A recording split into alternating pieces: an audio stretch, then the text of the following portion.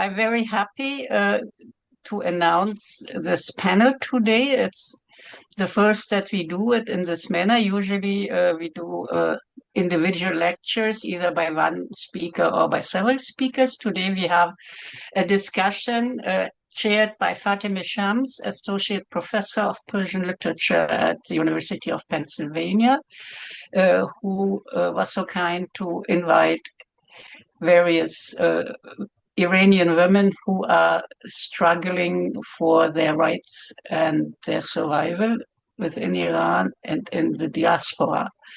This is an important subject because the struggle in various forms started, of course, already with the Islamic Revolution, or if you want to, it was already ongoing under the Shah. The challenge for women in Iran is a long one and a bloody one and a difficult one. And the war against Iran now hasn't made it easier, but in my view, more difficult. But we will hear that from our guests today. And with that, I turn the word and the floor to Fatemeh, who will run the panel. Thank you very much. Thank you, Sonia. Good evening, good morning, good afternoon, everyone. Thank you so much for joining the panel, and I'm honored to moderate this panel, and I would like to extend my gratitude to the Scinece4Peace Forum, particularly Hannes and Sonia, who kindly invited me to moderate this panel.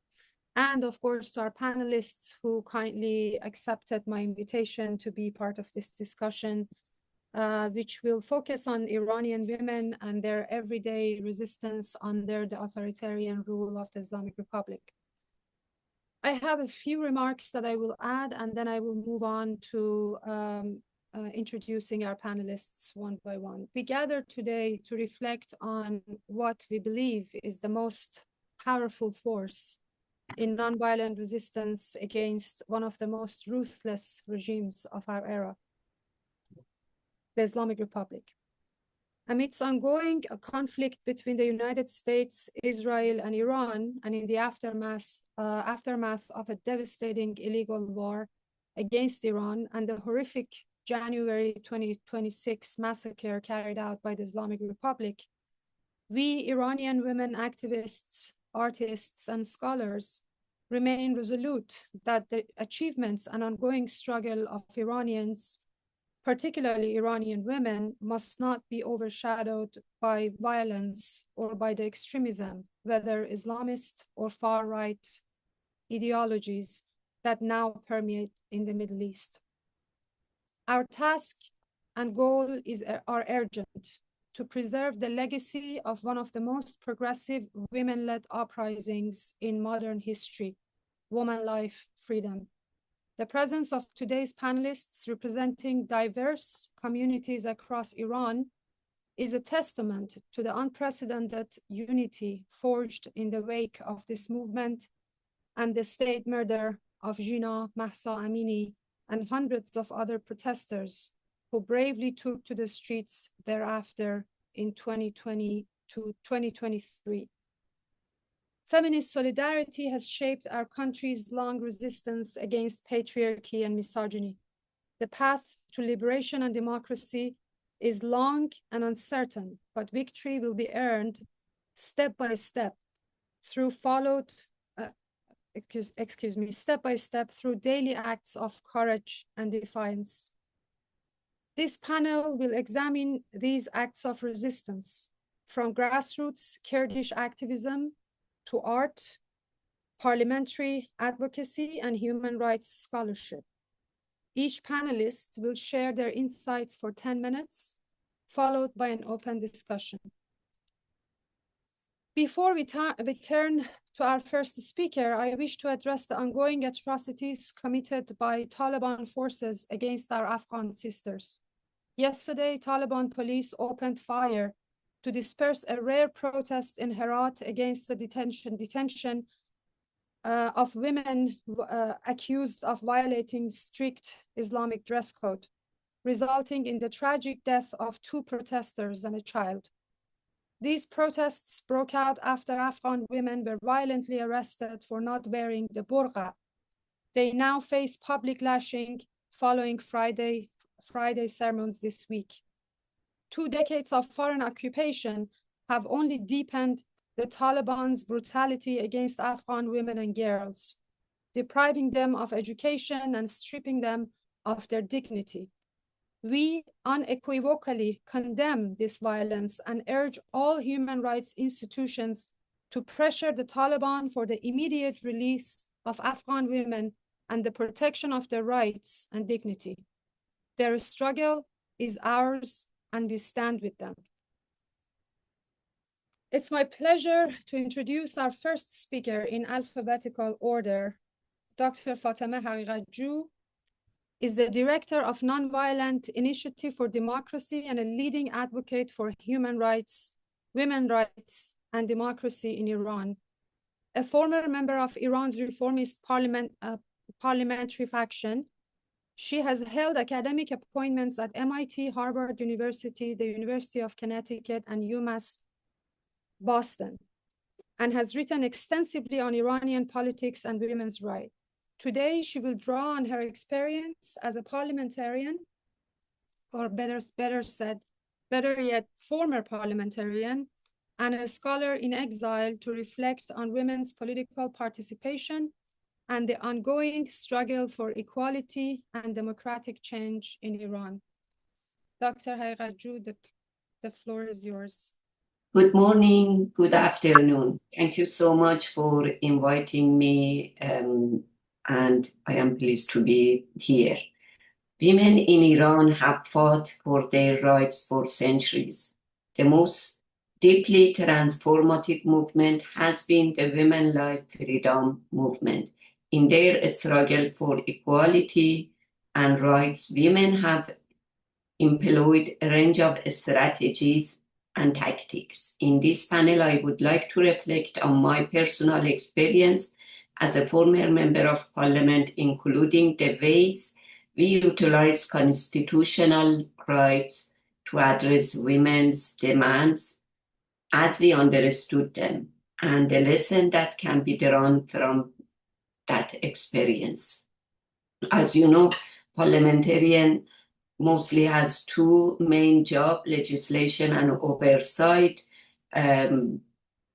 I served 2000 until 2004, and 17 out of 35 submitted bill on women's issue become laws.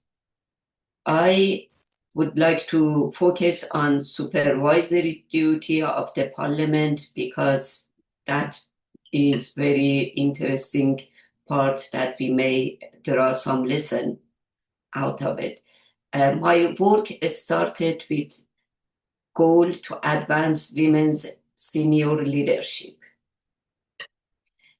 My first action was barring information and communication technology, ICT ministerial nominee, to become ICT minister on the ground of the nominees' lack of support for women's rights, and the result was that Mr. Jahangard didn't receive the necessary vote of confidence. That event was a turning point in support of women's issues. The party, the parliament, cabinet understood they cannot ignore women, otherwise they will suffer the consequences. Subsequently, the Women's Caucus accepted my initiative to initiate a pledge process during the formation of President Khatami's second cabinet during the reform movement in Iran. As he didn't nominated any women become a minister because of the pressure he has faced by the clergy. I initiated a pledge process and asked the caucus to invite each ministerial nominee to explain plan to promote women to senior position, including that of deputy minister.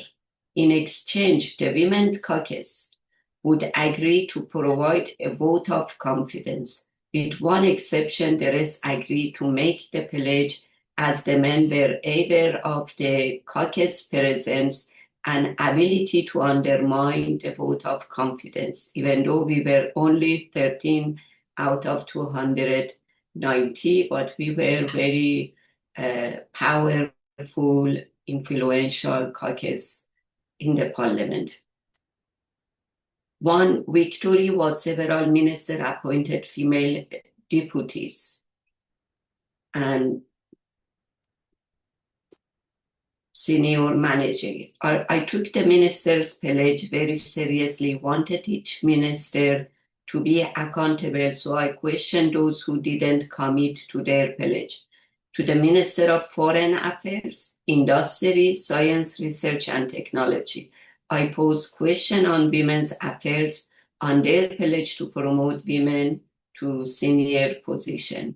Nominees and ministers knew that if they were not committed to promote women, they would have to explain their reason to relevant parliamentary committee, General Assembly, and the nation directly. The live radio broadcast of the parliamentary session was thus used as both a way to apply pressure on nominees and ministers and means to educate and inform the population about women's affairs and advocate for women to be placed in leadership position. My initiative was the first in history of the Iranian parliament to hold a minister accountable on ground of women's rights, and a unique development for women's participation. Our analysis of the episode in Iran's recent parliamentary history allows us to offer a number of propositions pertaining to women and politics in an authoritarian polity. First, the capacity to form alliances or draw on political connection enables women's rights advocates to enter the corridors of power. Second, the formation of the caucus enhances the influence of women MPs committed to women's rights, could enable substantive representation, even in the absence of a critical mass. 13 women out of 219 of the 6th parliament formed a caucus that was devoted to women's rights, specifically to ratification of CEDAW, even though we ratified it, but didn't become law finally. It has been sitting there since 2003. Third, a strong connection to civil society, particularly to women's rights activists, is to critically to bringing about the expected change when women enter institutional policy. Fourth, a religiously oriented authoritarian polity poses fundamental obstacle to women's participation, right, and leadership. Iran's institution setup, which is codified in the 1980 Islamic Constitution, is an obstacle to both political liberalization and women's equality. The work of the Women's Caucus was stymied by both the institutional setup in the Islamic Republic of Iran and by lingering patriarchal attitude within the parliament.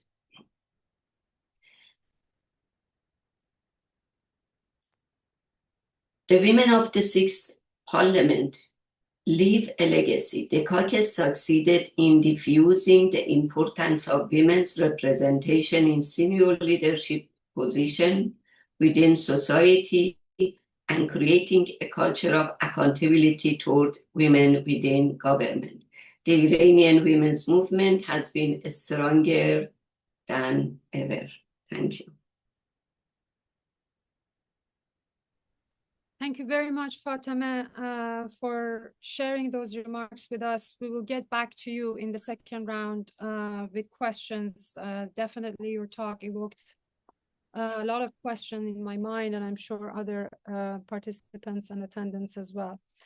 So without further ado, we will move on to our second speaker, Ms. Rosarine Kamangar. Rosarine is a distinguished leader in the Kurdish women's movement and the head of the diplomacy committee of the East Kurdistan Free Women's Society, known as Qajar.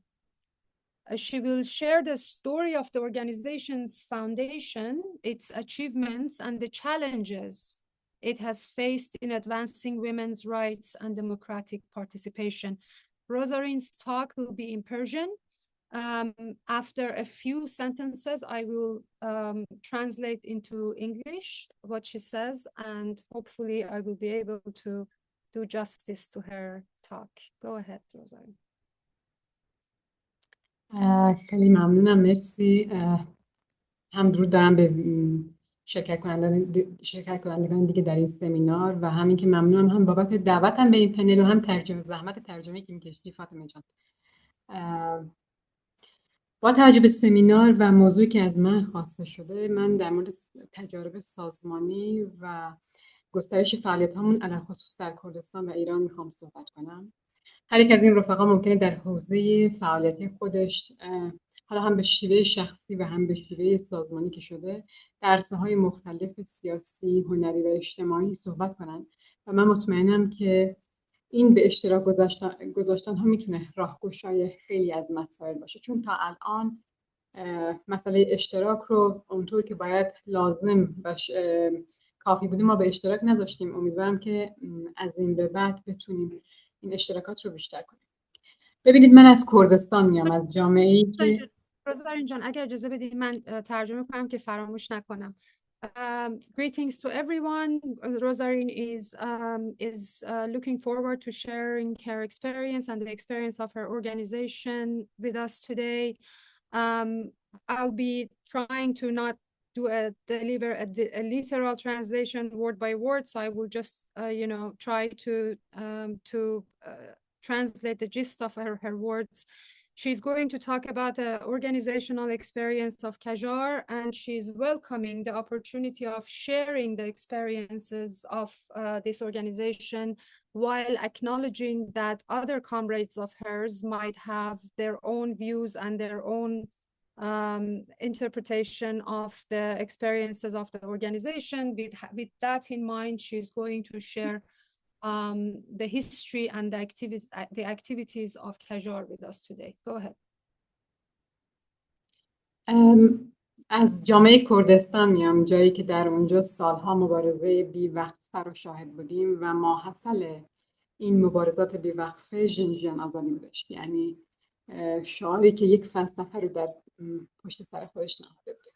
در کنار مبارزات ملی که صورت گرفت، سازمان ما سالها تلاش کرد که این مبارزات رو پیوند بده با مبارزات آزادیخواهانه زنان، یعنی سازماندهی زنان نه پس از سازماندهی جامعه و پس از آزادی یک سرزمین، بلکه در بطن مبارزات و حتی از حضور پیشاهنگ زنان در پروسه انقلاب اسم برده بشه.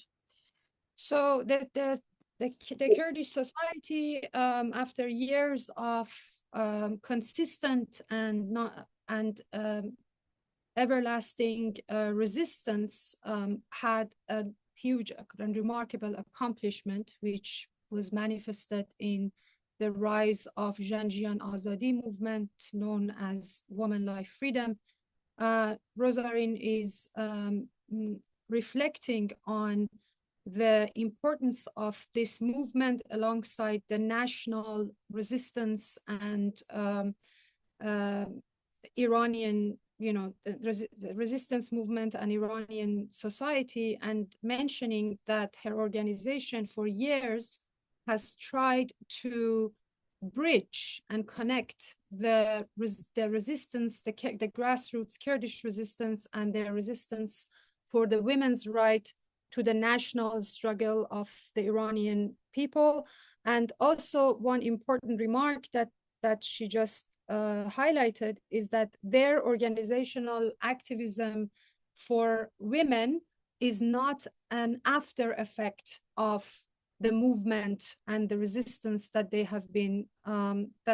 have been engaged and involved in, but as part of an ongoing resistance movement, as sort of the priority that they have always kept in mind, rather than the after effect of the national movements that have occurred in Iran and in Kurdistan. به طور کل هممون میدونیم که هم در کردستان و هم ایران زنان فعال، پیشرو و مبارز بسیاری وجود دارند که تا حد زیادی هم فعالیت‌هاشون تاثیرگذار بوده، اما تجارب فعالیت‌هامون و مبارزه ما در طول این سال‌ها این رو بهمون نشون داد که برای رسیدن به یک هدف لازم هست سازمان یافته‌تر عمل کنیم تا به اون هدفمون برسیم. این رو در خیزش انقلابی ژنژیان آزادی در طول چند سال اخیر مشاهده کردیم. اگر بخوام از سازمانمون بگم، بفهم. نه خواهش میکنم. So she just اگر بخوام از سازمان go ahead. Sorry. اگر بخوام از سازمانمون بگم، جامعه زنان آزاد شرق کردستان، همونطور که خودت معرفی کردی، رسما از سال 2014 تأسیس شده، اما حدود 2 دهه مبارزه رو پشت سر خودش داره. یعنی اگرچه رسمی نام کجار 2014 بوده، اما تقریباً 20 سال، بیشتر از 20 ساله که فعالیت‌های زنان در این سازمان ادامه داره. یعنی در کارنامه خودش پارادایم سازمان ما اکولوژی، دموکراسی و مبارزات آزادیخواهانه زنان هستش. یعنی بر این باوریم که هر اندازه تاریخ دولت‌ها و رژیم‌های حاکم در ایران سرگذشت استبداد مردسالاری بوده، به همون اندازه تاریخ آزادیخواهی هم پر هستش از سرگذشت مقاومت و مبارزه زنان و جوامع تحت ستم. این رو باز هم در انقلاب ژنژیان آزادی میشه. Great, thank you. Sorry to interrupt you, Rosanna. I just want to make sure that I won't forget your important words. So both in Kurdistan and in Iran, women have been the pioneering force of resistance movement over the years. The experience of the activism and the resistance of Kurdish women for reaching their goals have shown over the years, and particularly during the Women Life Freedom movement, that in order to achieve those goals, it's important to act in a much more structural and organizational and organized fashion. Rosarine's mentioning also that the organization for the Eastern Kurdistan Free Women's Society, or Kajar, was officially founded in 2014 under this acronym Kajar, and their activism, however, preceded the official foundation of the organization, and they have been active over 20 years. Their most important priorities is the focus on, or emphasis on, ecology, democracy, and women's resistance and activism. She also mentions that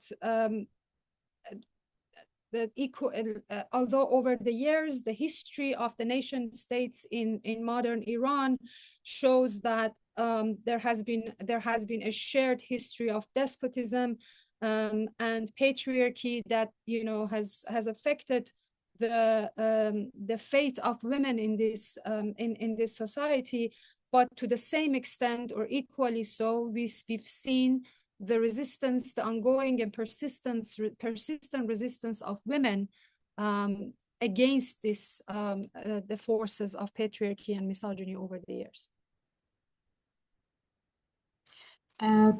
از دیدگاه سازمان ما مشکلات رو باید از ریشه چاره کرد و این چاره‌یابی مشکلات ذهنیت مردسالارانه و پیرمحورانه هستش. مبارزه علیه چنین ذهنیتی هم از سوی جامعه و بالاخص زنان آگاه صورت میگیره. از همین رو سازمان ما با عنوان کجار بر 2 مسئله اهمیت خیلی خاصی می‌ورزه. یک مسئله آموزش هست، 2 سازماندهی. آموزش به منظور شکستن این ذهنیت تاریخی و باز تعریف هویت زنان هستش. به اصطلاح نیروهای ما آموزش داده میشن که به شیوه‌های مختلف از خودشون دفاع کنن و یکی از بزرگترین راهکارهای دفاعی ما سازماندهی ما هست. So Kajar believes that in order to find a viable solution for the problems that women are facing, particularly referring to patriarchy and misogyny against them, is to change the mindset, the patriarchal mindset. And in order to do that, they are focusing on two or prioritizing two sort of rounds of efforts. One is education, and in education, the sort of the recruited members of Kajar are focusing on challenging this historical patriarchal mindset against women, and also in redefining the women's identity and role in the society. They also throughout the recruitment, the members of Kajar learn and are trained actually to in order to be able to do self-defense or to defend themselves, and the way in which they are trained to do the self-defense is through organizational activities and sort of the, you know, how to self-organize and how to self-mobilize in order to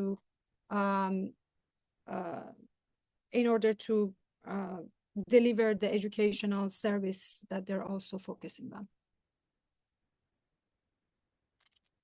وقتی زنان در قالب کمون‌ها، شوراها و تعاونی‌ها و انجمن‌ها سازماندهی میشن، یک شبکه حمایتی قدرتمند میتونن ایجاد کنن.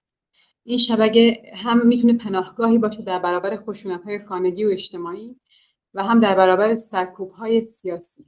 یعنی یک نوع مقاومت در برابر اون سرکوب‌های سیاسی اجتماعی هم خواهد. برای این کار هم ما آکادمی‌های خاص خودمون رو داریم. در این آکادمی‌ها زندگی کاملا اشتراکی و کمونال هستش. روزانه ساعت‌ها صرف آموزش‌های فکری، شناخت تاریخ، ژنئولوژی به عنوان علم زن، سیستم ریاست مشترک یعنی حقوق برابر زن و مرد در عرصه سیاست، آموزش نظامی و بحث بر چگونگی ایجاد همزیستی مسالمت‌آمیز خلق‌ها و روش‌های سازماندهی جامعه. یعنی اینها مطالبی هستند که ما در آکادمی‌ها روزانه بر سر اونها حتی ماه‌ها بحث و گفتگو میشه به خاطر اینکه یک کادر به طور کامل آموزش داده بشه. از طرف دیگه علاوه بر مسائل تئوری که ازش بحث کردم به عنوان آموزش، لازم هست که مکانی مطمئن برای این آموزش‌ها ایجاد بشه که هر فردی که برای آموزش به کجار میاد دیگه از هر لحاظ احساس امنیت کنه. So when Kajar members are organized in the form of associations or collectives, they form a powerful network through which they are trained in ways in which they can resist first on one level against social and cultural inequalities and discriminations against them, and also on the second front in political oppression. Kajar has formed their own academic atmosphere and organization. So the word that you probably heard Rosalind used is academia or academy or academia. This educational setting is a communal setting. Everything is shared. Their focus is on what they call genealogy, or a form of knowledge and epistemology that focuses on the centrality of women and their rights and their struggles. And also they focus on a shared form of leadership between men and women. So there is a gender equality in terms of leading. It is organizational activism. There is also military training, and they learn as part of the military training, first and foremost, modes of self-defense, but also at the same time, peaceful coexistence with other citizens of the geography and the landscape in which they reside. And the most important part that she mentioned at the end is that in this educational environment, they assure that everybody feels safe. The feeling of safety and trust is something that they focus on in their educational activism. در کنار مسائلی که بهش اشاره کردم میخوام به اهدافمون هم به عنوان کژار اشاره کنم. از اونجایی که جمهوری اسلامی همزمان یک رژیم ملیتگرا، مرکزگرا و جنسیتگرا هستش، زنان ملیت‌های تحت ستم با سرکوب و ستم چند لایه مواجهن. به همین دلیل این زنان ضمن مبارزه برای آزادی خودشون برای آزادی تمام ملت‌هاشون فعالیت و مبارزه میکنن.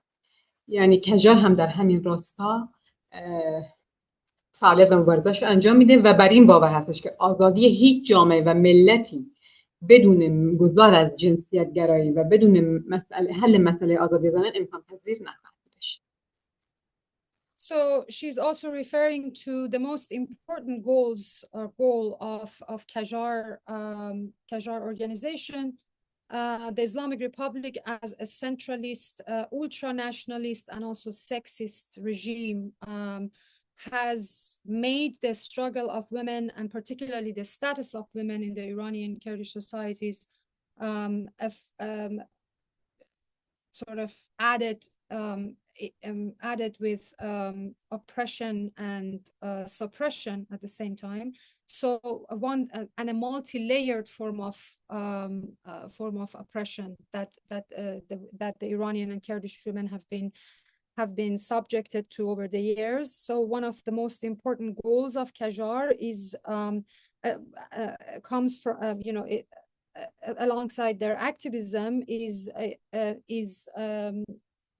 yearning for a form of freedom based on the belief that no society will be free unless the women of that society are liberated. This is also the spirit of the Women Life Freedom and Janjian Azadi movement that took place in 2023 in Iran. از طرف دیگه اگرچه استارت فعالیت‌های کژار در کردستان بوده، اما بر این باور هستیم که مسئله آزادی زنان یک مسئله فراملیتی و فراحزبی هست و میتونه که زمینه اتحاد همه جوامع و هویت‌های ساکن در ایران رو فراهم بیاره. به همین خاطر همچون کژار با همه افراد آزادیخواه و سازمان‌هایی که در مقابل با جنسیت‌گرایی مبارزه می‌کنن هم تونستیم ارتباط بگیریم و هم این ارتباطات رو از این پس هم بیشتر گسترش خواهیم داد. یعنی هم در حال حاضر نیروهای ما در داخل ایران آماده هستند، هم روابطمون با زنان در کشورهای مختلف خاورمیانه و اروپایی در طول مدت هم بیشتر و بیشتر شده. So although the roots and the origin of the movement Janjian Azadi and also the Qajar organization is in Kurdistan, but they consider this movement and this organization based on its values to be transnational and also political, I would say. Like it's beyond any kind of political party, and they consider themselves as a transnational internationalist organization. Based on that, they also have their trained members inside the country as well as outside, and one of their goals over the past few years has been to connect with any group or any organization, any collective run by Iranian women, led by Iranian women inside and outside the country, who are fighting for the same goal, which is the liberation of women and gender justice. Rosarin John, do you want پاراگراف آخر رو بگم چون خیلی زیاده. Sure, yeah. بگو ازم آخرش رو بگو. یعنی در کل میخوام به این موضوع اشاره بکنم که مسئله آزادی زنان یه مسئله جهان شمول هست و حتی اصلا از مرزهای ایران هم گذار کرده این مسئله و هر یک از این زنان آزادیخواه میتونن به شیوهی مسئولیت رو بر عهده بگیرن که قدم بذارن در آزادی زنان به طور کل. با جمع‌های کوچک اینو مطمئن بودیم که میتونیم، چون ماحصل تجارب خودمونه، با جمع‌های کوچک شروع کردیم و الان یک سازمان رو تشکیل دادیم و گفتم که اصلا کردستان هم گذار کردیم و تونستیم که با ملل مختلف در ایران هم ارتباط برقرار کنیم، چون هدفمون برقراری دموکراسی هم در سطح جامعه هستش و هم آزادی خود جامعه. ممنونم، خیلی اذیت دادم. مرسی. Thank you so much. So the final remarks by Rosarin is that they consider Tajar, when they consider the women's issue and struggle to be a universal issue, and that every woman who is striving for freedom is in a way part of the same resistance movement. She also mentions that they started with small collectives. I think this is a very important lesson to kind of pay attention to, is that they started with small collectives, and now they have expanded their small collectives. They have been able to connect with different oppressed groups and communities inside Iran. That the ones who are fighting for the establishment of democracy and the end of gender injustice.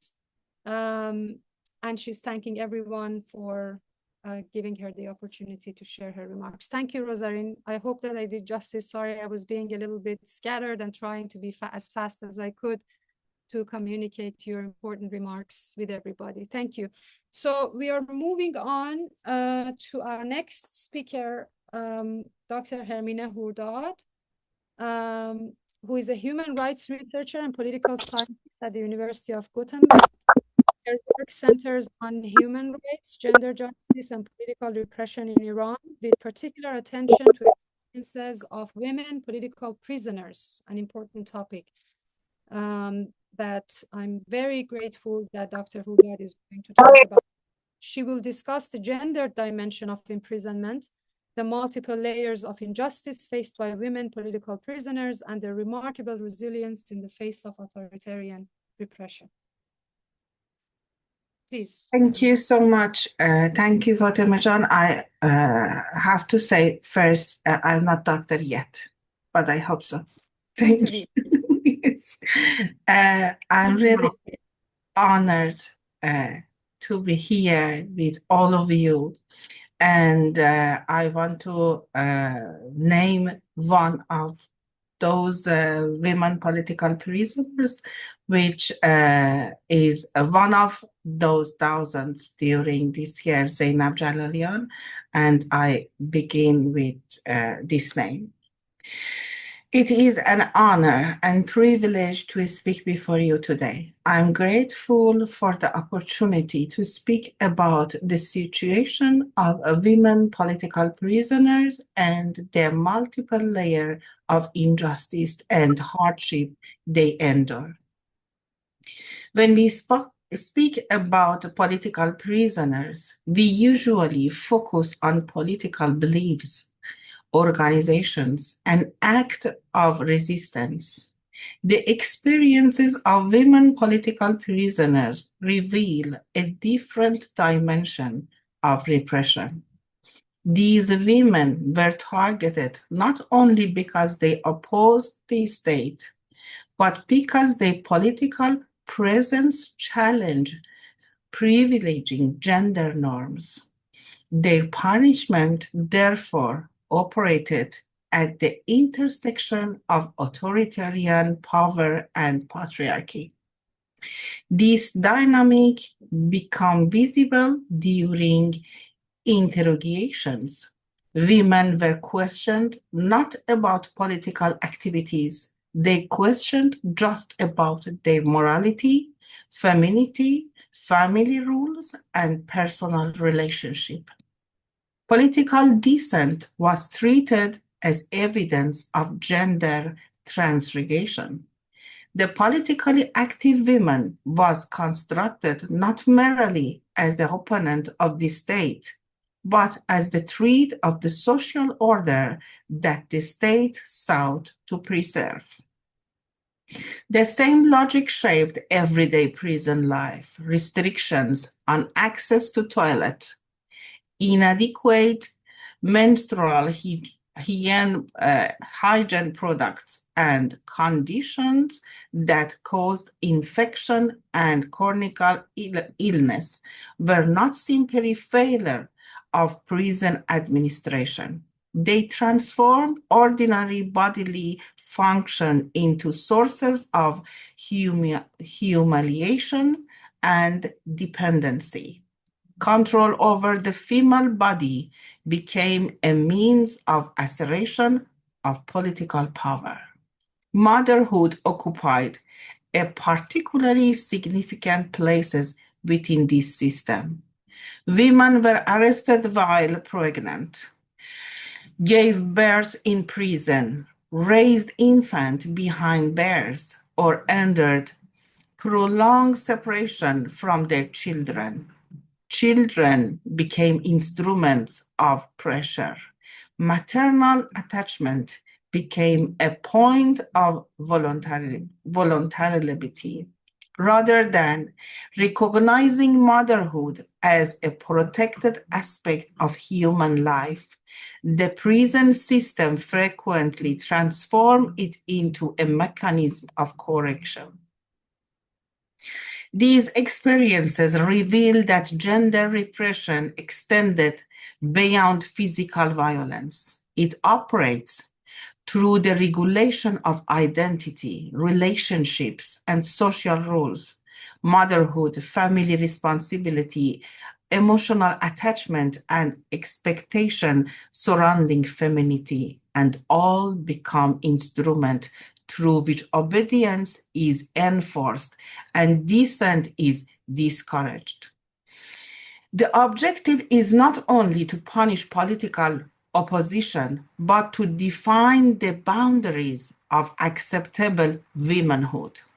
For this reason, the experience of women political prisoners should not be understood solely as a historical episode. They illuminate broader patterns through which power continues to operate whenever women's bodies, identities, relationships, and life choices become subject to political control.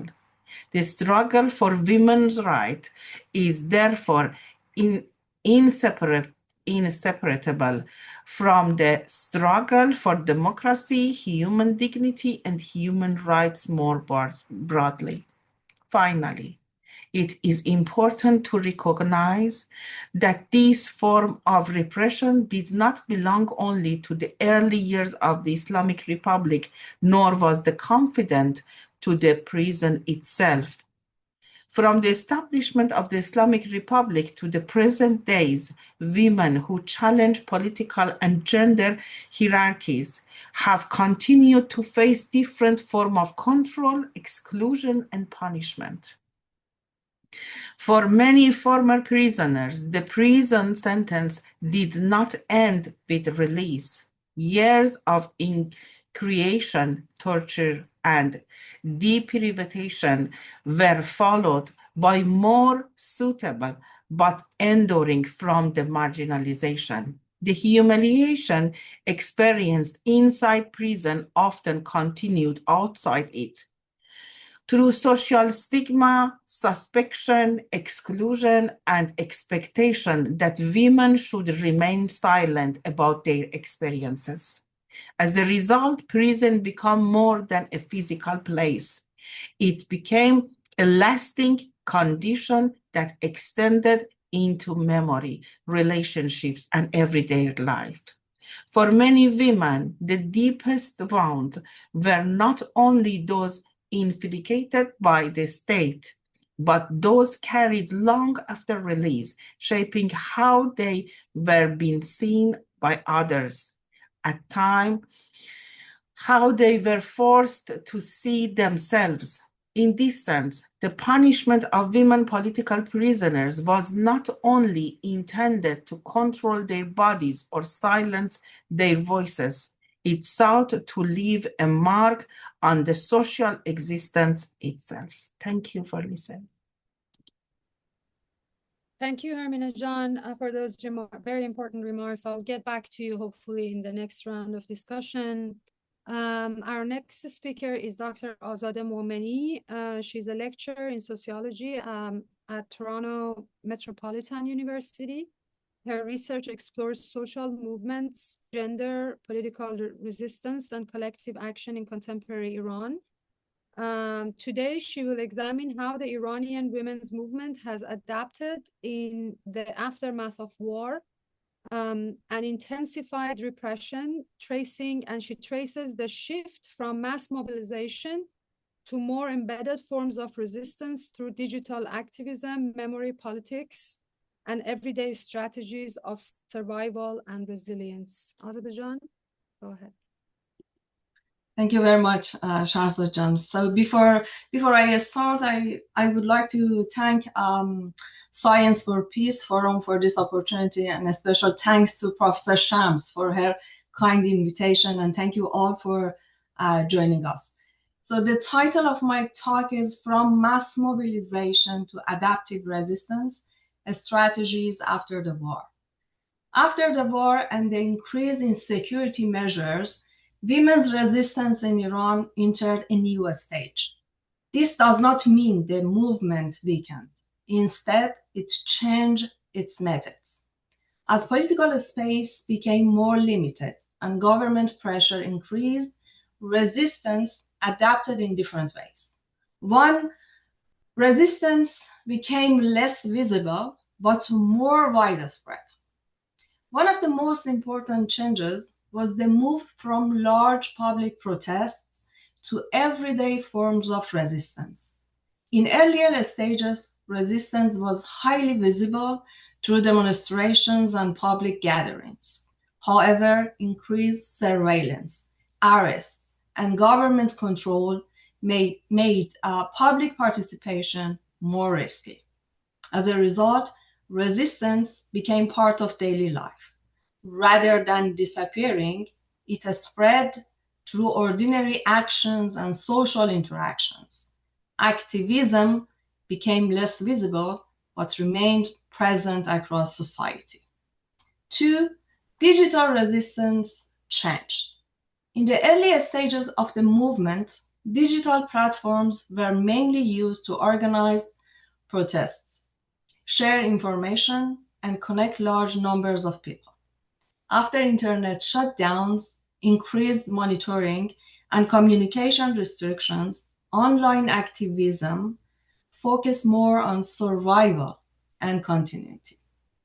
Three, memory became a form of resistance. Another important change was the growing role of collective memory. As opportunities for public protest became more limited, remembering victims, important events, and personal sacrifices became a powerful form of resistance. In situations where the government attempts to control public narratives, memory itself can become a political space. For many activists, families, and supporters, preserving the stories of those who were killed, imprisoned, or forced into silence became a way to challenge official efforts to erase or rewrite the history of the movement. Through personal stories, photographs, anniversaries, artwork, social media posts, and community gatherings, individuals kept the movement's experience and demands alive. Memory serves several important functions. First, it prevents victims and key events from being forgotten. Second, it helps preserve a shared identity among movement supporters, creating a sense of belonging and community. Third, it maintains support for the movement by reminding people why the struggle began, and why its goals remain important. And finally, memory connects present-day activism with the sacrifices made by earlier participants, reinforcing a sense of responsibility and commitment. The act of remembering became a way of defending truth, preserving collective identity, and sustaining hope for future change. Memory was no longer simply about the past. It became an active political practice that helped keep the movement alive even during periods of intense repression. And finally, economic survival became political.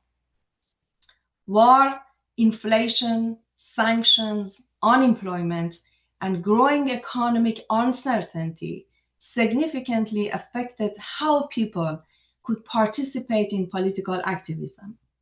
As living costs increased and economic conditions became more difficult, many individuals and families were forced to devote more time and energy to meeting their basic needs.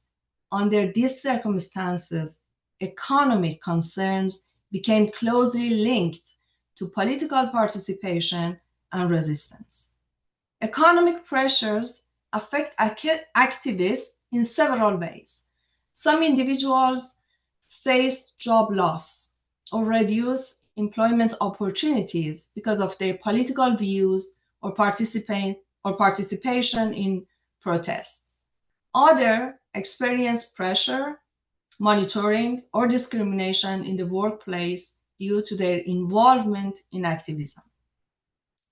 Families of detainees often carried heavy financial burdens, including large fees, travel expenses, lost income, and the costs associated with supporting imprisoned relatives. At the same time, broader economic hardship reduced the time, resources, and financial security necessary for sustained political engagement. These conditions changed the nature of resistance. Economic survival itself increasingly became a political issue.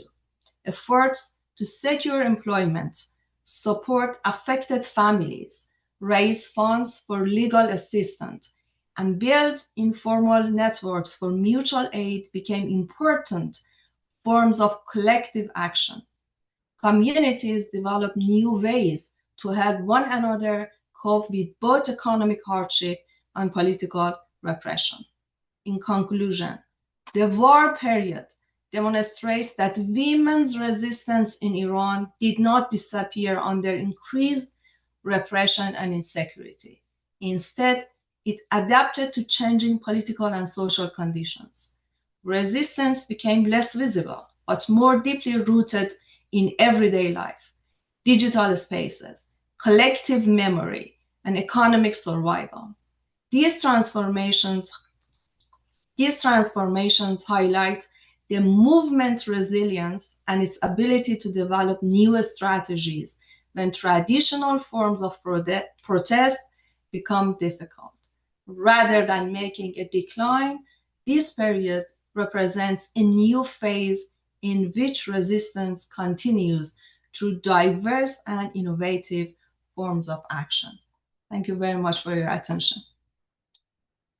Thank you very much, Azadeh Jan. We will quickly move to our next and last speaker. Since we are short on time, we're hoping that after Scinece's talk, we have some time for the discussion, which we always value and honor as part of the Forum for Peace events.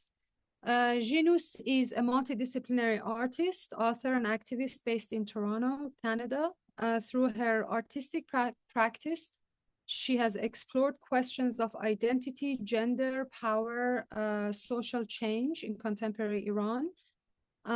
Today, she will discuss the emergence of women artists in Iran's contemporary art scene and examine how video art became a powerful medium for experimentation, self-representation, and resistance, and how it transforms marginalized spaces into sites of creativity and agency. Yunus Can, go ahead. Thank you. Hello, everyone. Thank you for having me here. When a curator first asked me almost 15 years ago why so many Iranian video artists are women, I didn't know how to answer. Since then, I have encountered the same question many times from curators, critics, journalists, and historians of contemporary art.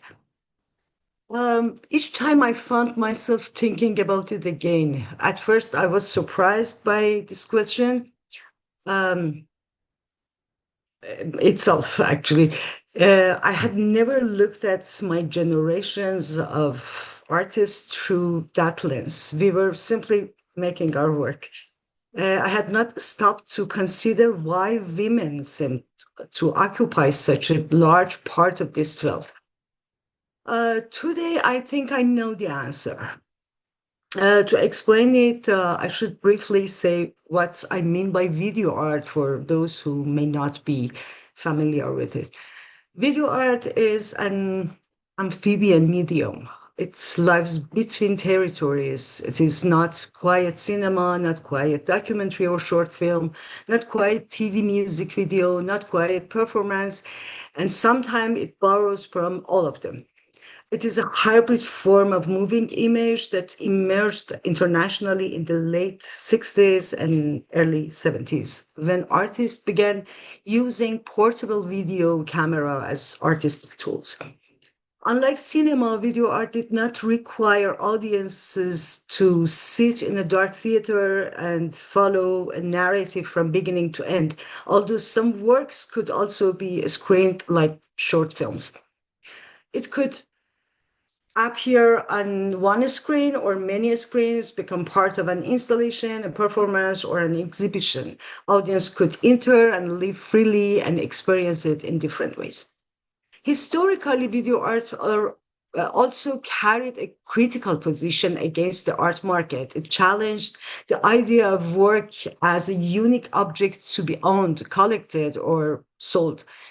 In that sense, it was not simply a cheaper or more accessible medium. It was also part of a larger artistic rebellion against the commodification of art. Of course, like many radical forms, it was later absorbed by market and became part of museum collections and high-value art.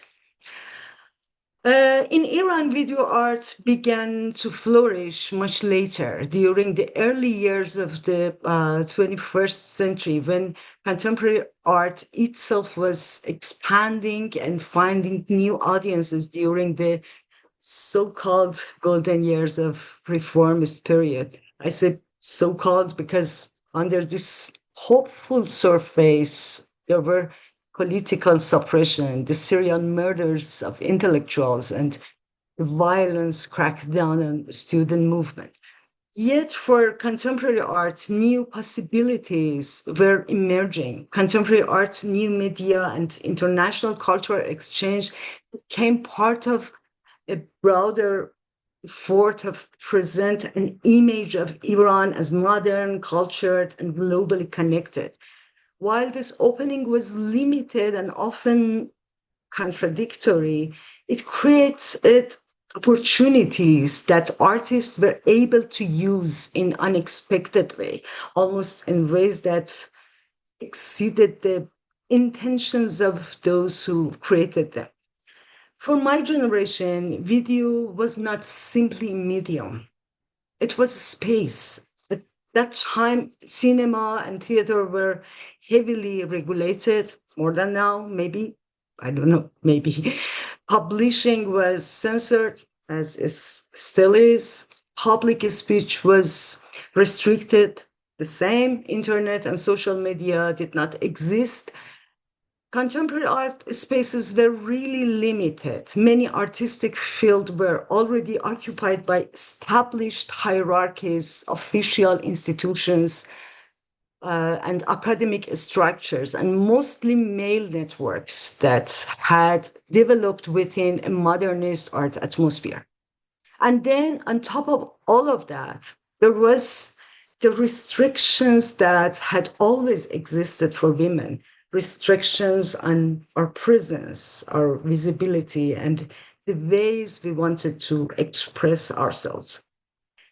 Video existed somewhere in between. It was new, unfamiliar, and largely ignored.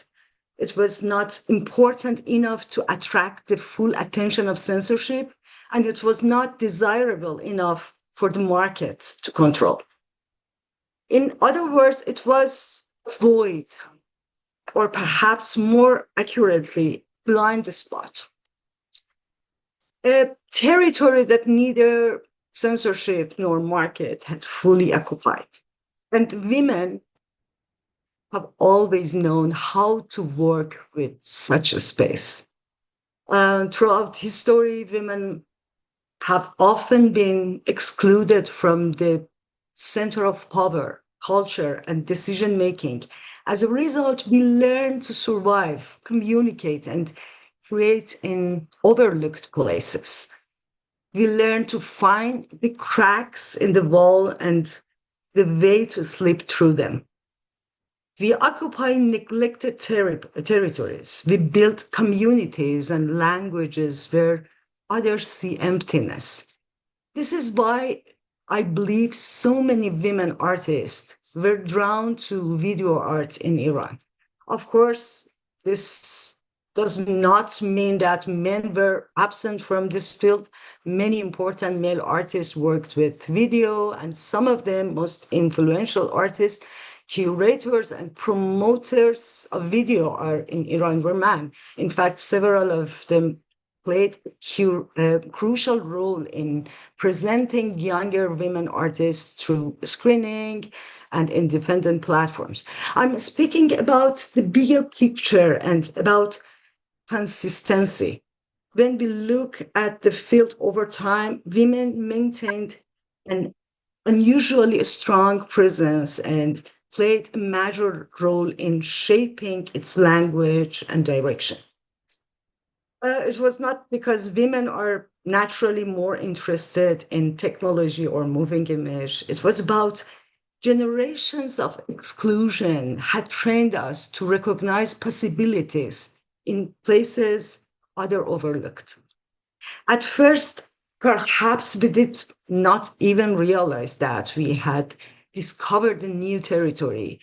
We were simply curious. We were willing to experiment. We were not afraid to fail. The toxic perfectionism that often dominates established artistic fields had not yet colonized this space. We entered it freely and began exploring its possibilities.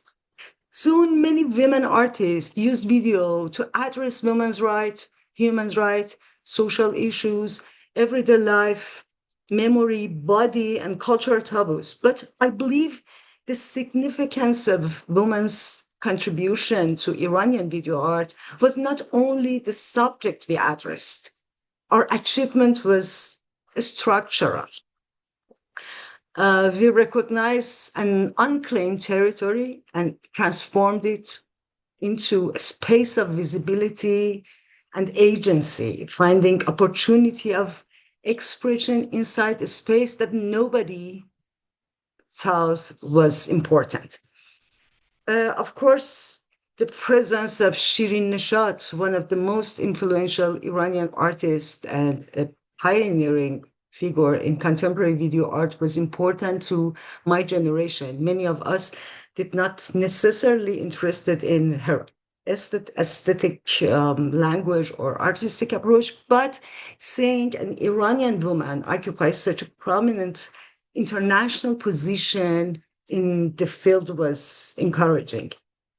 In a different medium, Marjan Satrapi played a similar role, as many of us now still mourning her recent loss, I have found myself thinking again about the impact she had on our generation.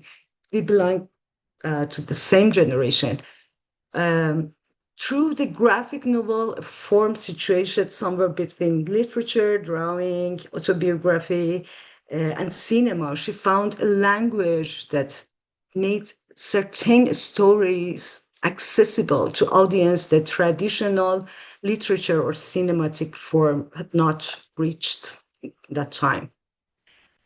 There was another important aspect of video art that made it attractive to many Iranian women artists. Unlike painting or a sculpture, video could travel.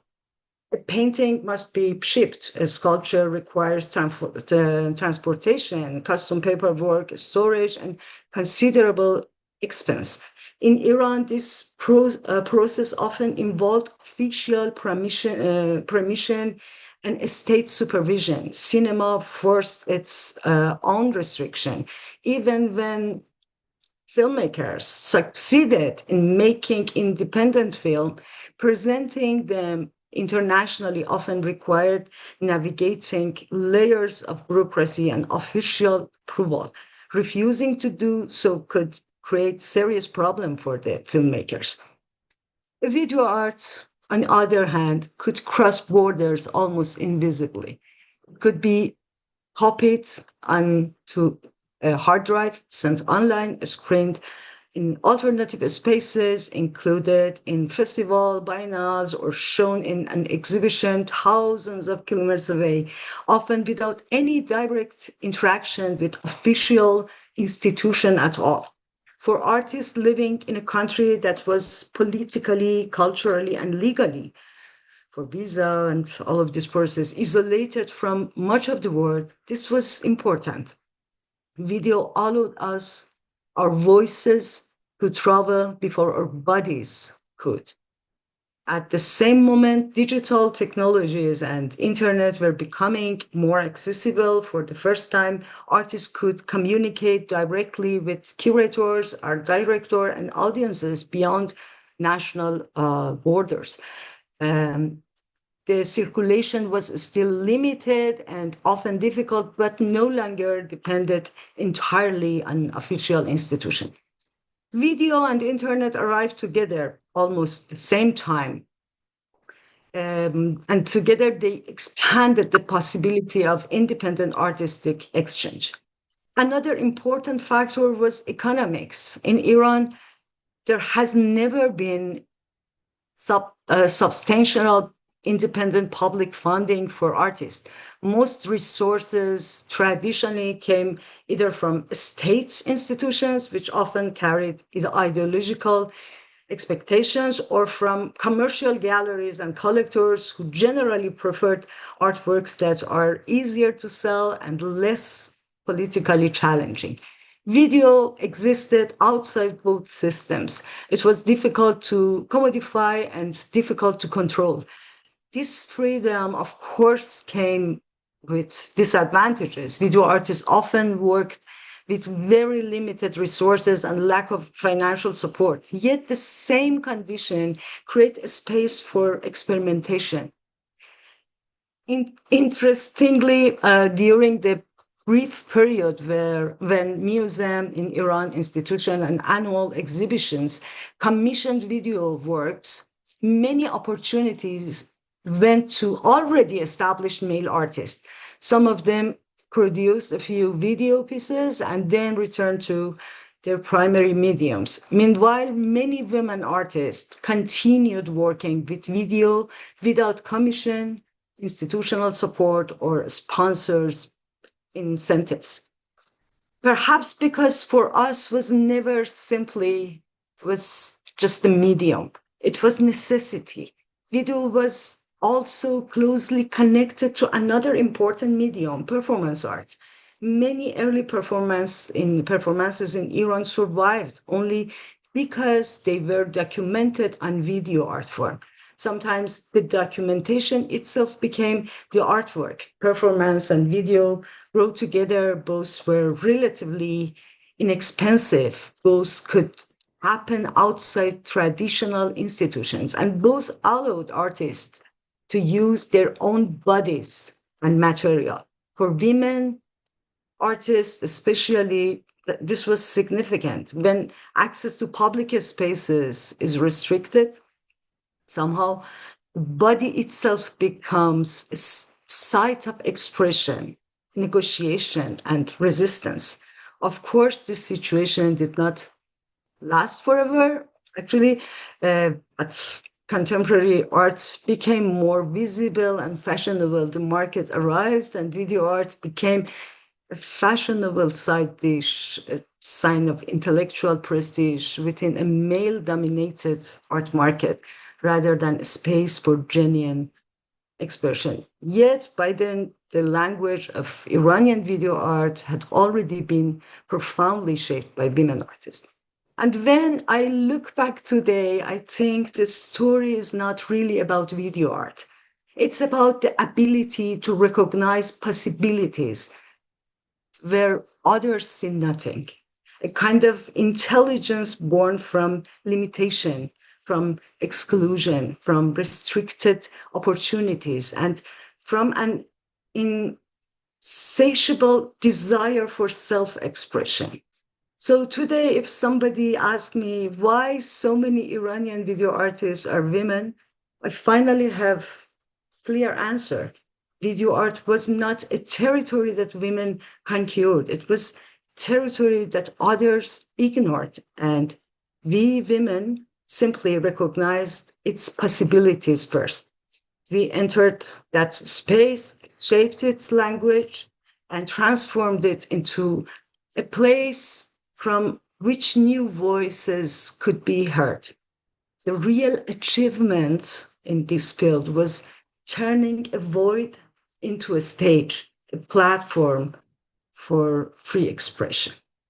Thank you. Thank you very, very much to all of you. My gratitude to every one of our wonderful speakers. I know that we are short on time. How much longer we can go, Sonia, after 12:30 our time, which is about 10 minutes? That you should ask Hannes. Usually, I mean, very rarely we do go longer. It depends on the interests of the participants, but I think not more than 20 minutes maybe. But Hannes, what do you think? I did extremely interesting, so we can go a bit longer. Maybe not longer than 7, but still continue a bit. Thank you so much. Okay, so I will just move on to some questions that are in the chat, and then I will open it to our wonderful participants who have been very patient, if they have any questions. So there are 2 questions for Rosarin Kamangar. They are in Persian in the comments section. One is by Dr. Haqiqatjou. She's curious to know how many members Qajar organization has, whether or not they're active. All of them are active. How many of them are Iranians, or they're Kurdish in Syria or Iraq or Turkey? So if you can give us a little bit of information about, the details that have been raised, we appreciate that. And then if you can possibly combine it with the second question, which is about the point that you raised about the environment, the academic environment, based on the feeling of safety. So there is a question about the approach of Qajar organization to queer people. So whether or not the points that you raised about the importance and priority of feminist and women's rights, are these strategies and policies also does it include the queer people in Qajar's policies and approach or not? در خصوص سوال اول، به خاطر مسائل امنیتی تعداد رو اجازه بدید که نگم، اما اکثر نیروهای کژار متشکلن از نیروهای ایرانی، یعنی ملل مختلف ایران در کجا حضور دارن. ما گفته بودیم که استاد کردستان بوده، اما الان ملل مختلف از گیلک، آذری، عرب، فارس و ملل مختلف در خود کجار حضور دارن و عضو هستن در کجار و فعالیت در حیطه‌های مختلف. اما ببینید، در کنار این که همزیستی مسالمت‌آمیز با تمام خلق‌های ایران و مسئله دموکراتیزاسیون در ایران رو ما همواره مورد هدفمون قرار بوده و تلاش کردیم براش، به خصوص در حیطه زنان، در کنار این یک شناسنامه یا هویت دیگه داریم به اسم کرد بودن، یعنی به طوری که اینها در تضاد با همدیگه نیستن و ما از یک نظام کنفدرال صحبت میکنیم، یعنی اینکه نظامی هستش که وقتی از جهان شمول بودن مسئله آزادی زنان میگیم، خب طبیعتا کردها هم در اون قرار دارن.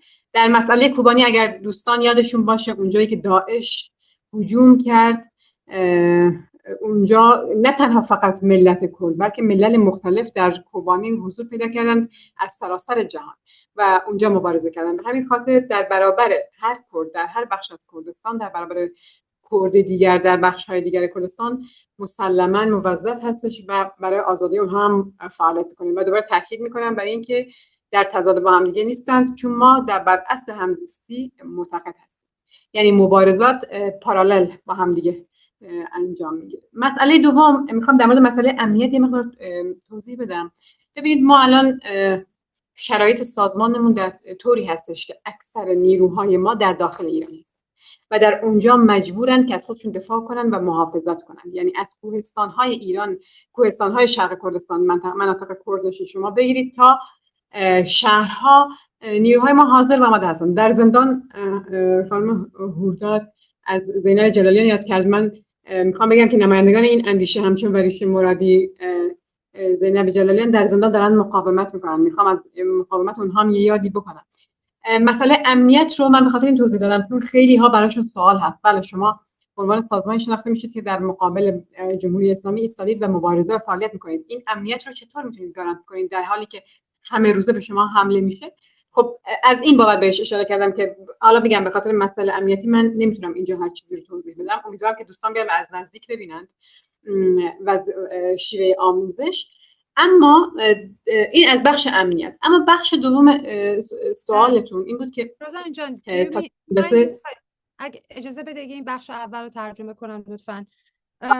So the question was about the number of the members and whether or not they're inside the country or outside. Rosalind said that due to security and safety reasons, she is not able to mention the exact number of the members of the organization. Although most of their members continue their activism inside the country in Iran, and they're from different sections, communities, nations, as she mentions, Melal, the word Melal, I would want to remain loyal to the translation. Different groups and factions of Iranian society, Gilak, Azari, Fars, and etc. So something that is very important to Qajar and also the grassroots Kurdish movement is the belief in the coexistence of two different identities side by side, the Iranian identity and the Kurdish identity. For them, these two do not necessarily confront each other. They live side by side, and that coexistence for them, the understanding and coming to that understanding is extremely important for them. For that, she gives the very important example of Kobani and the collective resistance and fight of not only Kurdish people, but also other different people, different nations, different forces against ISIS that all came to fight against ISIS at the time to liberate Kobani. And then another important point that she mentioned is that the majority of their numbers remain active inside the country. She also honors the memory of Zainab Jalalian, who is the longest held woman political prisoner in Iran. since 2009, I believe. She has not even had a single day of furlough.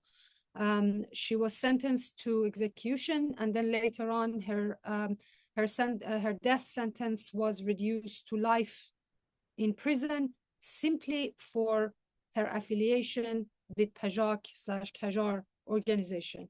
And also Varishe Moradi, who also remains in prison, is another member of or affiliated member of this organization. And it's due to these highly risky situation that that might endanger the members of this organization, that she's refusing to share the exact numbers of the members, and she's inviting everyone to go to Kurdistan of Iraq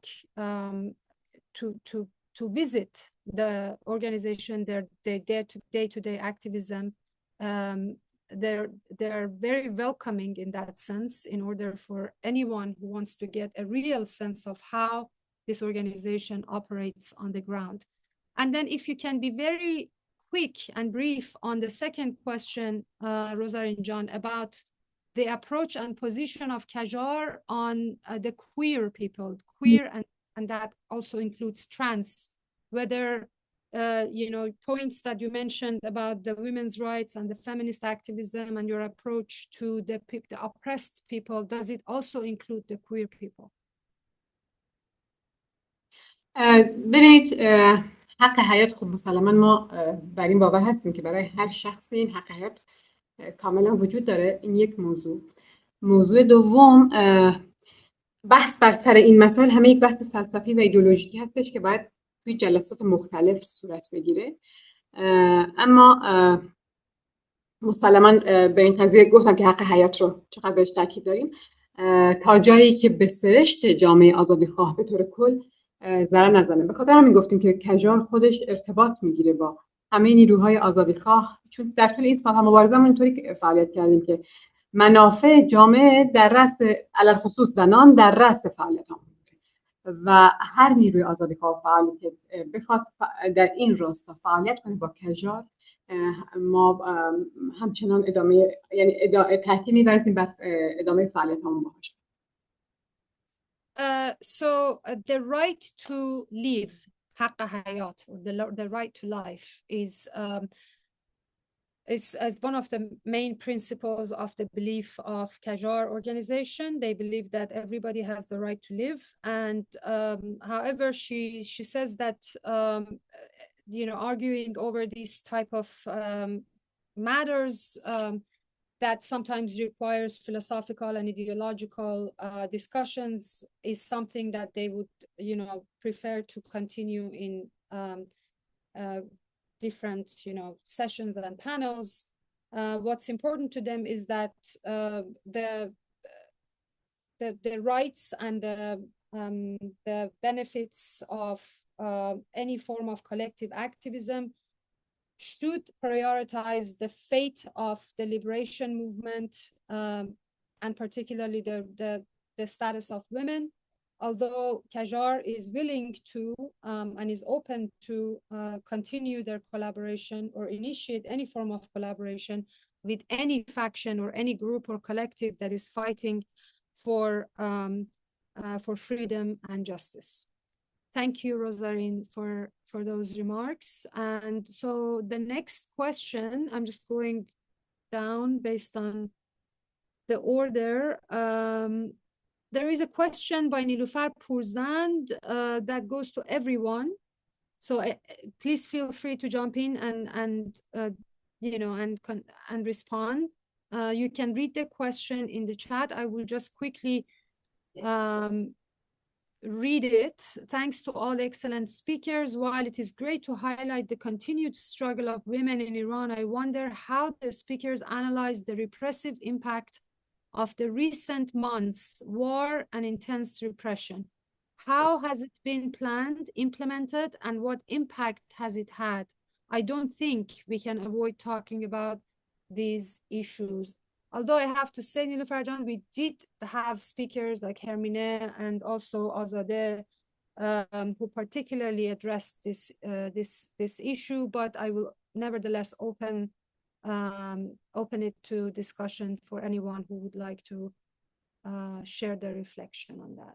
I like to add, in addition to what Azadeh mentioned, that well, I believe women in general, Iranian, particularly women, are so creative in usage of tactic. One time dance is a tactic, or one time cutting hair is the tactic. So depend on the situation they are facing, and depend on safety measure, they decide to utilize different tactics, arts, as Jinus mentioned. But also we could mention that war and January massacre has negative impact, especially on emotionally on everyone, including women as well. So many people, at least I have in contact, they feel they lose their hope. But for me, I feel this is like seasonal, if I call it this way. But after the war is over, I believe the regime cannot continue this form of oppression at this level, because right now they are using excuse of they are a spy, they are internal enemy attached to our enemy, Israel and the United States. Later, there wouldn't be any excuse. Immediately before the war, after massacre, we saw that university students started protests within their campuses, which at least gave hope to me. And I think they will find a time that is feasible for them to continue their resistance. And still they are continuing their resistance, even including attending this night pro-regime rallies by not wearing hijab or anything. These are, I consider all of them as a form of resistance. I just wanted to add one sentence to what Fatima said. War provide more justification for the Islamic Republic under the name of the international national interest. Although I'm quite sure that they have no idea about the meaning of national interest. But the thing is that this kind of repression makes the gap between the people and the Islamic Republic even more deepened. And so that's, yeah, I just wanted to add to what Fatima said, that and makes the legitimacy crisis even worse for the Islamic Republic. Thank you. Thank you. Yes, then I can add about political prisoners and women political prisoners. During the wartime, even 12-day war or these 40-day wars, it was like they had the right to protection, they had the right to meet their doctors, and they hadn't this kind of rights as usual. And we hadn't heard about them during all Tuesdays when they have the campaign about no to death sentence, and it was really deep and deeper repression. But we have to name these and demand these every time, and they resist also. During this time, we heard about those who was outside of the prison, but many of them sitting inside without their needs. So we have to name it again and again. Wonderful. Anybody else wants to? Otherwise, I will move on to the next question. So Sonia has mentioned a set of questions that you can still see in the chat. So she's asking about daily resistance in Iran. What is it, if you can, it's like simple everyday life activities. Some of you did mention a few of them, like artistically speaking, the movement inside prison, the death, the no to execution that has been happening for a long time, actually, inside prison is one of the most incredibly courageous nonviolent movements inside Iran's prisons. Also, Azadeh mentioned digital activism and ways in which war affected that. Fatima spoke to ways in which women from 30 years ago to this day have tried to push against the patriarchal power structure. Rosarin shared with us about day-to-day grassroots activities of the Kurdish women through education, through self-defense inside and outside of Iran. So if there is anything else, any other form of daily resistance that you would like to highlight, go ahead. If not, then we will move on to the next question. Yes, Azadeh, go ahead. Okay. Well, it's a very good question. The thing is that I think when we are talking about the country and the society, we need to consider and pay attention to the context. So when we are talking about Iran, I'm sure it's in some senses, it is different from the other country. For example, during the Khatami presidency, I think the root of the movement, the women's resistance, went back to Khatami's presidency in the sense that how they appear in the society, in the public sphere. Before that, Iranian women were forced to put on Fatima Jan would know it better than me, to put on the long black chador and the loose manteaus. But since then, the women trying to have, and the most popular color was black, gray, and brown. But during the Khatami, the women tried to have more colorful cloths, more tighter compared to the long, loose chador.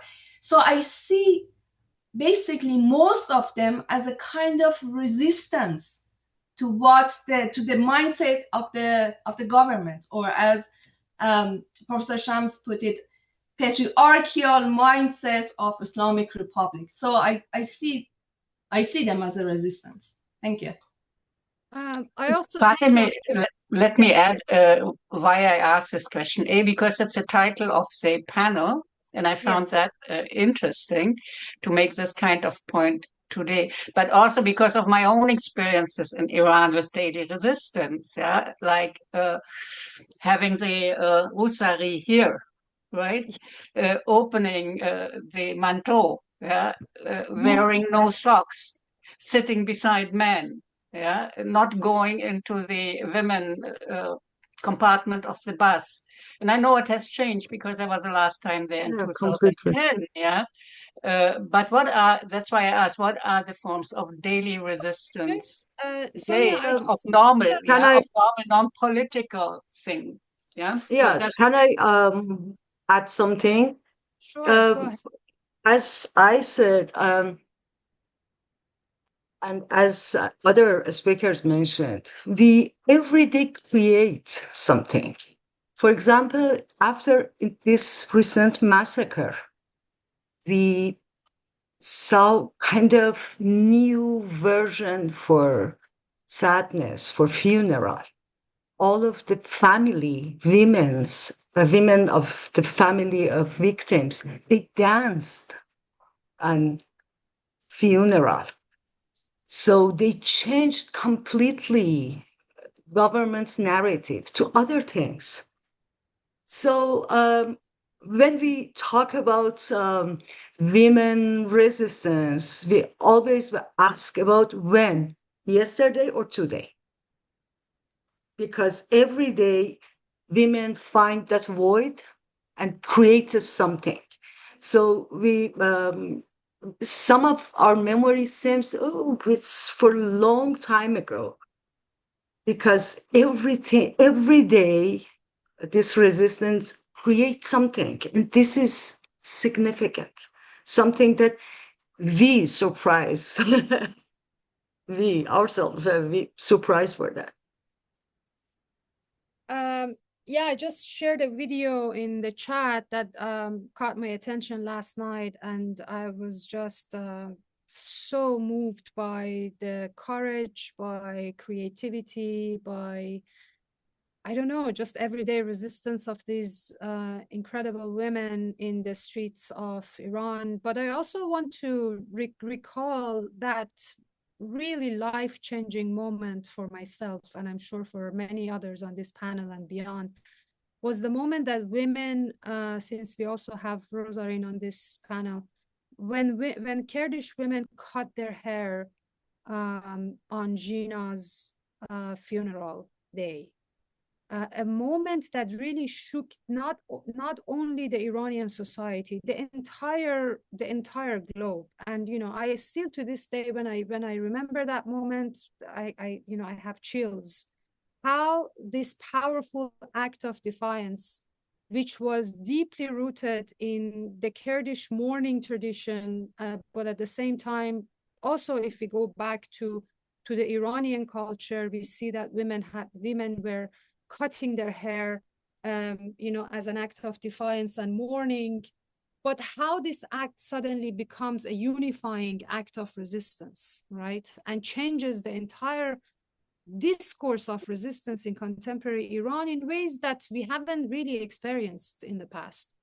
And I think, we have to just honor that moment and constantly go back to it, especially at a time when state violence and transnational violence also, the forces in the region are pushing against the sort of the trends and tropes that are fighting for gender justice and gender equality. And we, there are lots of, I would also like to add to what Azadeh and others mentioned in response to Sonia's important question about everyday acts of resistance. That so much are being written at the moment by Iranian women.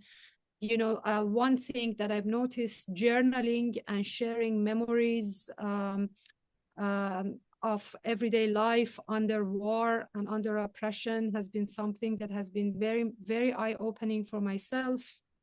I would also like to, since we have Jinus on this panel, I remember during Women Life Freedom, she had this incredible installation that I had the privilege to see in person in Berlin.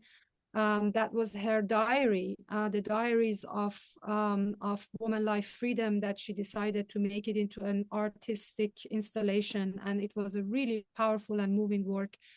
And I saw, I saw that ordinary Iranian women, in the absence of internet, they kept memoirs, and now that internet is kind of sporadically back, they're writing about, their experience, economic hardship. They're really transforming the meaning and role of motherhood, and womanhood and girlhood. How do you live when all these roles are also being challenged and and pushed back against by the state, by the aggressors, and so forth. And I think, that we shouldn't also forget, as Hermine mentioned and reminded us, we are facing an unprecedented, brutal round of oppression against women on a daily basis by the state. We have the largest number of Iranian women prisoners to date. Since 1980s, we haven't had such a large number of Iranian women prisoners who have been sentenced to death. there are many Iranian women who are awaiting executions. They could be executed, including Varisha Moradi, actually, since her name came up. So I think, that we need to also, same thing goes with the women of Afghanistan. I think the moment that the repression increases, that's a sign of successful resistance. And it seems, and it means that the resistance did something in order to delegitimize the system, and hence is the pushback. So I just wanted to also mention that. There is another important part to Sonia's question. We have about another 7 minutes, so I would like to mention that, since I think it's very important, is the situation in the rural areas and the villages, the situation of women. I mean, that's always a tricky question, especially in a situation where oppression is extremely widespread, both inside and, outside of Iran.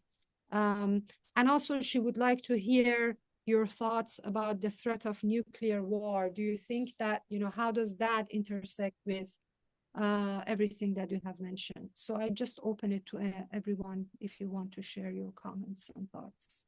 I want to add about the resistance because when I read before about Kobani's front, the front of women, they had another type of front. They make their face fixed and their hair fixed, and they go to the war. And during this time, when we opened the internet, I read in Atash Shakarami, who is one of the activists. She wrote in her Instagram account at, even we are in the war, and even we are in the war with the government and their forces, but we make our faces and we button our waist, and we do the life, and this is the resistance. But if I want to talk about the nuclear weapon war and such things, I think the government and the state make it at the force, and this force coming to outside of the country, at the same time inside of the country, and they just show themselves powerful. We don't know if it is or not, but they play with this kind of narratives, and this is important to mention it. So on nuclear war, I think this is very important topic that would deserve another panel, and I would be happy to talk about it, as I visited most of Iran nuclear plants when I was member of parliament, and I've been following the file since 2003. I think it's very complicated situation, but I don't see short-term usage of nuclear war anyhow.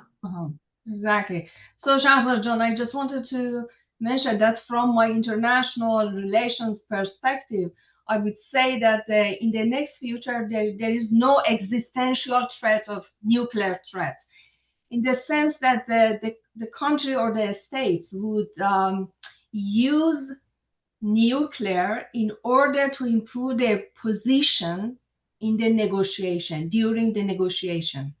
So as Kenneth Waltz, the father of the world politics, mentioned, so the nuclear weapon is not for usage. It is for improve your position in the negotiation. Thank you. Excellent. Thank you so much for these important remarks. I do have one question for Rosarin, if there is time. Yes, yes, of course. Yeah, so Rosarin John, I'm wondering if you can briefly tell us how the recent round of oppression and violence against Iranian protesters, and and we saw the intensification of crackdown and violence against Kurdish citizens of the country, and also the war, how has it affected your day-to-day activism?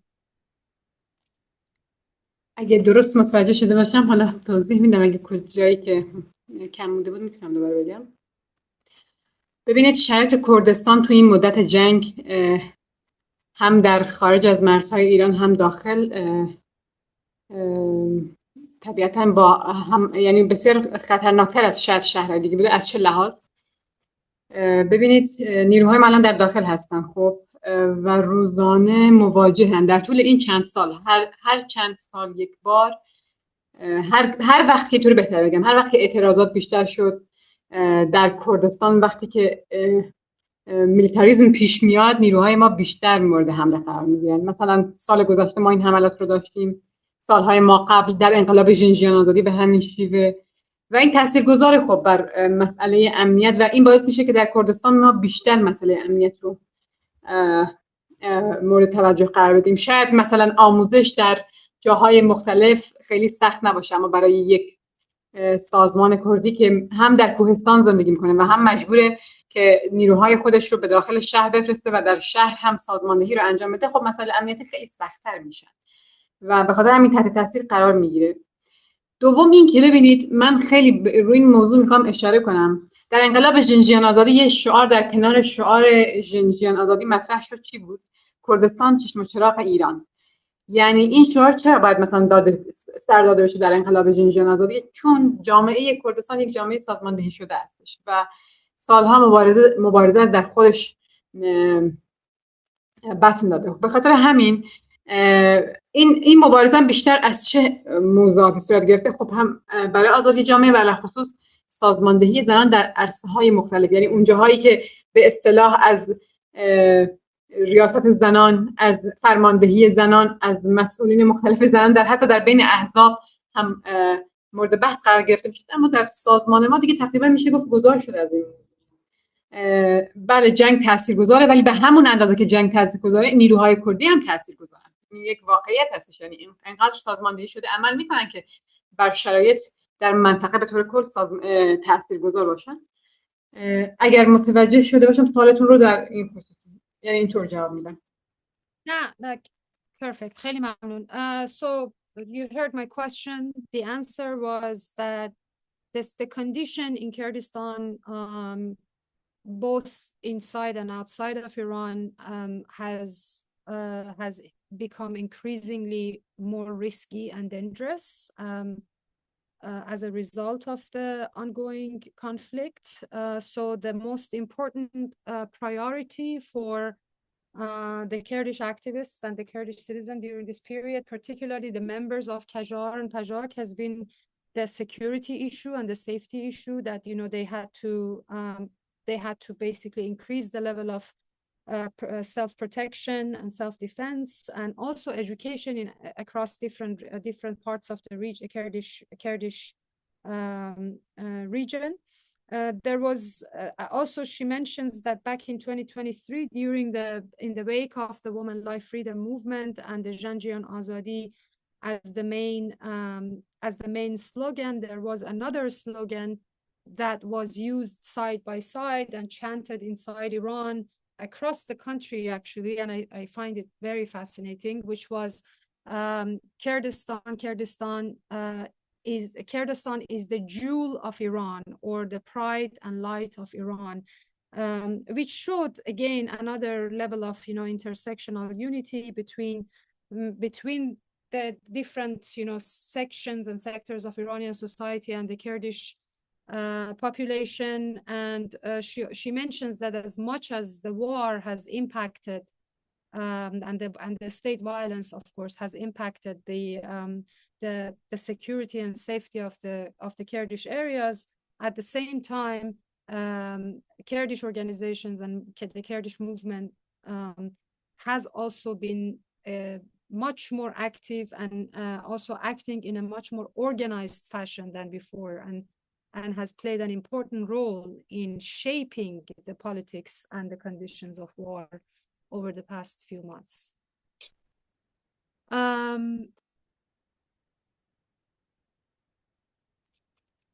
Yes, so it seems like everyone is on board and agrees that the importance of another independent panel discussion on the nuclear issue around Iran, particularly as it relates to gender issues and others.